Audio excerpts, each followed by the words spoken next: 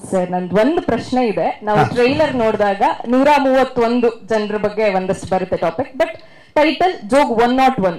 ಆ 101 ಏನು ಅಂತ ಹೇಳಿದ್ರೆ ಡೈರೆಕ್ಟರ್ ಬೈತಾರೆ.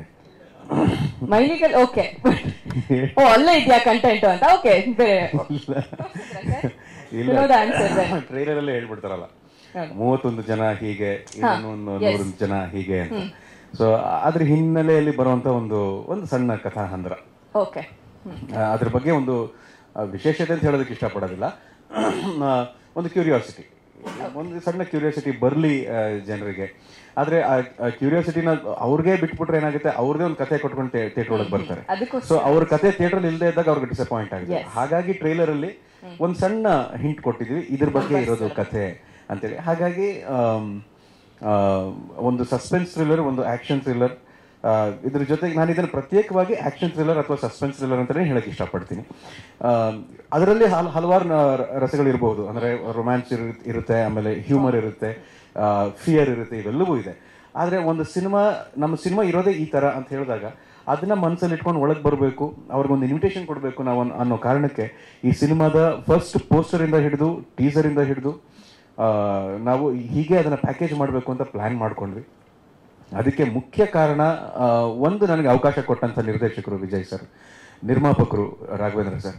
ನಾವು ತಮಾಷೆ ಹಾಗೆ ಮಾಡ್ಕೋತಿರ್ತೀವಿ, ಅಲ್ಲಿ ವಿಜಯ್ ಇದ್ದಾರೆ, ರಾಘವೇಂದ್ರ ಇದ್ದಾರೆ, ವಿಜಯ ರಾಘವೇಂದ್ರ. ಸೊ ಕೆಲಸ ಮಾಡ್ತಿದ್ದೀವಿ, ಏನೋ ಈ ಸುಮ್ಮನೆ ನಮ್ಮ ಖುಷಿ ಹೇಳ್ಕೊಳ್ಳೋದಷ್ಟೇ. ಎಲ್ಲೋ ಒಂದು ಕಡೆ ದೇವ್ರು ಇದ್ದಾನೆ, ಕೈ ಹಿಡಿದು ನಡೆಸ್ತಾ ಇದ್ದಾರೆ ಅನ್ನೋ ಒಂದೇ ಒಂದು ದೃಷ್ಟಿಯಿಂದ. ಜೊತೆಗೆ ಒಂದು ರೀತಿ ಬಹಳ ಗಟ್ಟಿಯಾಗಿ ಬೆನ್ನೆಲುಬಾಗಿ ನಿಂತಿರೋದು ಸುಮನ್ ಅವರು. ಹಾಡನ್ನು ಕೂಡ ರಘು ಅವರು ಹಾಡಿದ್ದಾರೆ. ಇನ್ನು ಅವಿನಾಶ್ ಸರ್,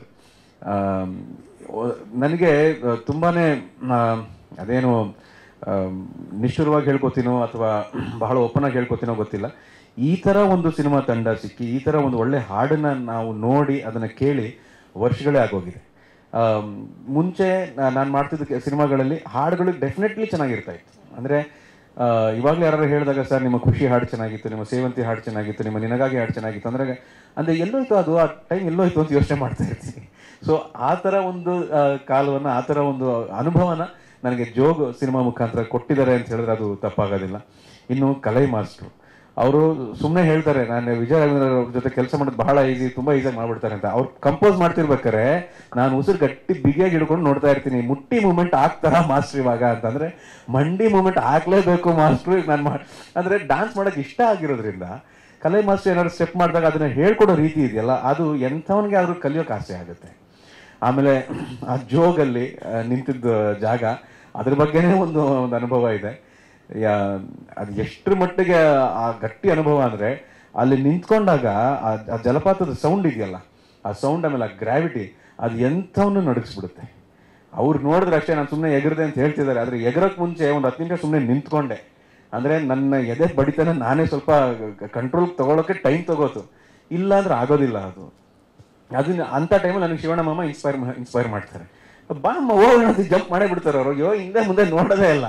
ಸೊ ಆ ಥರ ಇನ್ಸ್ಪಿರೇಷನ್, ಆ ಥರ ಒಂದು ಎನರ್ಜಿ, ಅವ್ರನ್ನೆಲ್ಲ ನಾವು ಬಹಳ ಎತ್ತರದ ಮಟ್ಟದಲ್ಲಿ ಇಟ್ಟು ನೋಡಿ ಅವರಿಂದ ಇನ್ಸ್ಪೈರ್ ಆಗ್ತೀವಿ. ಯಾಕಂದರೆ ಕೆಲಸ ಕೊಟ್ಟಾಗ ಅದನ್ನು ತಲೆ ಮೇಲೆ ಹೊತ್ಕೊಂಡು ಮಾಡಬೇಕು ಅಂತ ನಮ್ಮ ತಂದೆ ಹೇಳ್ಕೊಟ್ಟಿದ್ದಾರೆ. ಇತ್ತೀಚೆಗೆ ಇವಾಗ ಕೇಸ್ ಆಫ್ ಕೊಂಡಾಣ ಆಗ್ಬೋದು, ಬಹಳ ಒಳ್ಳೆ ರಿವ್ಯೂಸ್ ಎಲ್ಲ ಸಿಕ್ತು. ಜೋಗ್ 101, ಈ ಜೋಗ್ 101 ನಾನು ಕೆಲಸ ಮಾಡಿದಂಥ ಕಲಾವಿದರು ಕೂಡ ಅಷ್ಟೇ ನನಗೆ ಬಹಳ ಬಹಳ ದೊಡ್ಡ ಮಟ್ಟದಲ್ಲಿ ಸ್ಫೂರ್ತಿ ಆಗ್ತಾರೆ. ತೇಜು ಅವರಿದ್ದಾರೆ, ರಾಜೇಶ್ ನಟರಂಗ ಸರ್ ಇದ್ದಾರೆ, ಈ ನಮ್ಮ ಶಶಿಧರ್ ಸರ್ ಇದ್ದಾರೆ, ಆಮೇಲೆ ಜಿ ಇದ್ದಾರೆ. ಅಂದರೆ ಇವರೆಲ್ಲ ಅವರವರ ಏನು ಡಿಪಾರ್ಟ್ಮೆಂಟ್ ಏನಿದೆ ಅಥವಾ ಅವರ ಒಂದು ಅನುಭವದಲ್ಲಿ ಏನಿದೆ, ಬಹಳ ದೊಡ್ಡ ಮಟ್ಟದಲ್ಲಿ ಬಹಳ ಒಳ್ಳೆ ಕೆಲಸ ಮಾಡಿದ್ದಾರೆ. ಅವ್ರ ಜೊತೆ ಕೆಲಸ ಮಾಡ್ಬೇಕಾದ್ರೆ ನಾವು ಒಬ್ಬ ಸ್ಟೂಡೆಂಟಾಗೇ ಕೆಲಸ ಮಾಡಬೇಕು, ಆವಾಗಲೇ ನಾವು ಮಾಡೋ ಕೆಲಸಕ್ಕೊಂದು ಸಾರ್ಥಕತೆ ನಮಗೆ ಸಿಗುತ್ತೆ. ಸಿನಿಮಾ ನೋಡಿದಾಗ ಇದ್ರಲ್ಲಿ ಕಷ್ಟಪಟ್ಟಿದ್ದಾರೆ ಅಂತ ಅನಿಸುತ್ತೆ.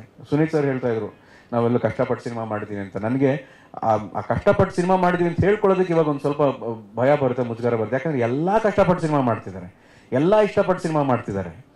ಆಮೇಲೆ ನನಗೆ ಮಾತಾಡೋದಕ್ಕೆ ಹಿಂದೆ ಮುಂದೆ ನೋಡ್ತೀನಿ ಇವಾಗ. ಯಾಕೆಂದ್ರೆ ಮಾತು ಆಡಿ ಎಲ್ಲಿ ಸಿನಿಮಾ ರಿಸಲ್ಟ್ ಏನು ತೋರ್ಸಪ್ಪ ಅಂತ ಕೇಳಿದಾಗ ಒಂದ್ಸಲ ಹಿಂದೆ ತಿರುಗಿ ನೋಡಿದ್ರೆ, ಓ ಸ್ವಲ್ಪ ಮಾತು ಕಡಿಮೆ ಮಾಡೋಣ, ಕೆಲಸ ಮಾಡೋಣ, ಸಿನಿಮಾನ ಜನರ ಹತ್ರ ತಗೊಂಡೋಗೋಣ, ಎಷ್ಟು ಸಾಧ್ಯ ಆಗುತ್ತೋ ಅಷ್ಟು ಜನರಿಗೆ ಇದನ್ನು ವಿಸ್ತಾರವಾಗಿ ನಾವು ಇದನ್ನು ತಲುಪಿಸ್ಬೇಕು ಅನ್ನೋ ಉದ್ದೇಶ ಏನಿದೆ ಅದು ನನ್ನ ಮನಸ್ಸಲ್ಲಿ ಬಹಳ ಗಟ್ಟಿಯಾಗಿ ಕೂತ್ಬಿಟ್ಟಿದೆ. ಹಾಗಾಗಿ ಸಿನಿಮಾ ಕಥೆ ಬಗ್ಗೆ ಆಗಲಿ, ಸಿನಿಮಾದ ಹಿನ್ನೆಲೆ ಬಗ್ಗೆ ಆಗಲಿ ನಾನು ಹೆಚ್ಚು ಮಾತಾಡ್ತಿಲ್ಲ, ಬರೀ ನಮ್ಮ ಟೀಮ್ ಬಗ್ಗೆ ಮಾತ್ರ ಮಾತಾಡ್ತಿದ್ದೀನಿ. ಸಿನಿಮಾ ರಿಲೀಸ್ ಆದಮೇಲೆ ಸಿನಿಮಾದಲ್ಲಿರೋ ಹಲವಾರು ಅಂಶಗಳ ಬಗ್ಗೆ ನಾವು ಮಾತಾಡ್ಬೋದು, ಅದರ ಸೀನ್ ಬಗ್ಗೆ ಮಾತಾಡ್ಬೋದು, ಅದರ ಡೈಲಾಗ್ ಬಗ್ಗೆ ಮಾತಾಡ್ಬೋದು, ಯಾಕೆ ಈ ಥರ ಪ್ಲೇಸ್ಮೆಂಟ್ ಕೊಟ್ರಿ ಅನ್ನೋದ್ರ ಬಗ್ಗೆ ಮಾತಾಡ್ಬೋದು. ಹಾಗಾಗಿ ಇದುವರೆಗೂ ನಮಗೆ ಸಿಕ್ಕಿರುವಂಥ ಪ್ರಶಂಸೆ ಆಗಲಿ, ಪ್ರೋತ್ಸಾಹ ಆಗಲಿ, ಅದನ್ನೇ ನಮ್ಮ ನಿರ್ಮಾಪಕರು ರಾಘವೇಂದ್ರ ಸರ್ಗೆ ನಾನು ದೊಡ್ಡ ಮಟ್ಟದಲ್ಲಿ ಧನ್ಯವಾದ ಹೇಳೋಕ್ಕೆ ಇಷ್ಟಪಡ್ತೀನಿ, ಶುಭಾಶಯ ಹೇಳೋಕ್ಕೆ ಇಷ್ಟಪಡ್ತೀನಿ, ಅಭಿನಂದನೆ ಹೇಳೋಕ್ಕೆ ಇಷ್ಟಪಡ್ತೀನಿ.